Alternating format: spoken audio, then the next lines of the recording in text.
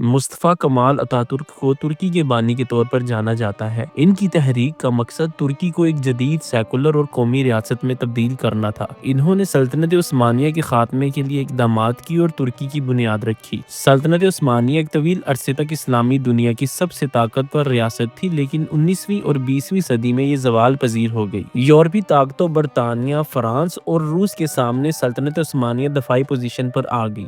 صنعتی انقلاب کے بعد عثمانی معیشت پیچھے رہ گئی اور قرضوں میں اضافہ ہوا۔ سلطنتی اندرونی نظام میں بدعنوانی اور قبائلی جھگڑوں نے اسے کمزور کر دیا۔ پہلی جنگ عظیم میں شکست کے بعد عثمانی سلطنت نے زیادہ تر علاقے کھو دیے اور اتحادی طاقتوں نے اس کی زمینوں کو تقسیم کرنے کی کوشش کی۔ اسی دوران مصطفیٰ کمال نے ایک فوجی جنرل کے طور پر اپنے کیریئر کا آغاز کیا، لیکن ان کی قیادت کی خصوصیات نے انہیں قومی تحریک کا قائد بنا دیا۔ مصطفیٰ کمال 1881 میں سلونیکا موجودہ یونان میں پیدا ہوئے، جو اس وقت سلطنت عثمانیہ کا حصہ تھا۔ انہوں نے فوجی تعلیم حاصل کی اور جلد ہی اپنی ذہانت اور قیادت کی صلاحیتوں سے مشہور ہو گئے۔ پہلی جنگ عظیم کے دوران مصطفیٰ کمال نے اتحادی افواج کے خلاف گیلی پولی میں فتح حاصل کی، جو ان کی شہرت کا سبب بنی۔ یہ فتح عثمانی عوام کے لیے ایک امید کی کرن تھی۔ پہلی جنگ عظیم کے بعد ترکی کی زمینوں پر قابض قوتوں کے خلاف مصطفیٰ کمال نے آزادی کی جنگ کی قیادت کی۔ انہوں نے عوام کو ایک نئی قومی تحریک کے لیے منظم کیا اور خلافت کے زوال پذیر نظام کو چیلنج کیا۔ انقرہ میں ایک نئی حکومت قائم کی جو خلافت کی باقیات کے متبادل کے طور پر کام کرتی تھی۔ مصطفیٰ کمال نے مغربی ترکی کو یونانی قبضے سے آزاد کرایا۔ 1923 میں معاہدہ لوزان کے تحت اتحادی قوتوں نے ترکی کی سرحدوں کو تسلیم کیا اور ترکی کو ایک آزاد ریاست مان دیا۔ 1922 میں مصطفیٰ کمال نے عثمانی سلطان محمد ششم کو معزول کیا اور انہیں ملک بدر کر دیا۔ سلطنت عثمانیہ کے سیاسی نظام کو ختم کر کے قومی ریاست کی بنیاد رکھی اور 1924 میں خلافت کو غیر مؤثر بنا کر ترکی میں سیاسی اور مذہبی قیادت کو الگ کر دیا گیا۔ آخری خلیفہ عبدالحمید دوم کو جلا وطن کر دیا گیا اور 1923 میں جمہوریہ ترکی کا قیام ہو گیا۔ ترکی کو جمہوریہ قرار دیا اور مصطفیٰ کمال کو پہلا صدر منتخب کیا گیا۔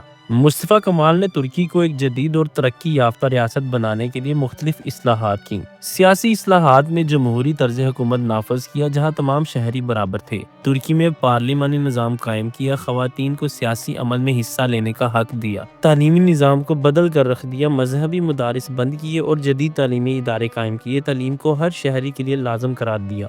رومی رسم الخط اپنایا، جس سے خواندگی کی شرح میں اضافہ ہوا۔ مغربی لباس کو فروغ دیا، روایتی ٹوپی کی جگہ ہیٹ پہننے کی ترغیب دی۔ ترک عوام میں جدید طرز زندگی کو مقبول بنایا، عوامی مقامات پر موسیقی، آرٹ اور تھیٹر کو فروغ دیا۔ خواتین کو ووٹ دینے اور انتخابات لڑنے کا حق دیا، عورتوں کو پردے کی پابندی سے آزاد کیا اور انہیں تعلیم اور ملازمت کے مواقع فراہم کیے۔ اسلامی شریعت کے قوانین کی جگہ سیکولر قوانین نافذ کیے، اذان کو ترکی زبان میں تبدیل کیا، مذہب کو سیاسی امور سے مکمل طور پر الگ کر دیا، زراعت کو جدید طرز پر استوار کیا، نئی صنعتیں اور فیکٹریاں قائم کی، انفراسٹرکچر کو ترقی دی جیسے ریلوے، سڑکیں اور پل۔ مصطفیٰ کمال کے نظریات کو کمال ازم کہا جاتا ہے، جن کے بنیادی اصولوں میں مذہب کو سیاست سے الگ رکھنا، ترک قوم کی شناخت اور اتحاد پر زور دینا، عوام کی حکومت کو فروغ دینا، تمام طبقات کو مساوی مواقع دینا، ترکی کو یورپی طاقتوں کے برابر ترقی یافتہ بنانا۔ مصطفیٰ کمال اتاترک کی خلافت کے خاتمے اور سیکولرزم نافذ کرنے پر مذہبی طبقے نے سخت مخالفت کی۔ ان کے کچھ فیصلے عوام کے لیے سخت تھے، جیسے مذہبی علامات پر پابندیاں۔ مصطفیٰ کمال اتاترک نے ترکی کو ایک جدید ترقی یافتہ اور خود مختار ریاست بنایا۔ تعلیم، معیشت اور خواتین کے حقوق میں بے مثال ترقی ہوئی اور قومی یکجہتی اور اتحاد کو فروغ دیا۔ مصطفیٰ کمال اتاترک کا انتقال 10 نومبر 1938 کو ہوا۔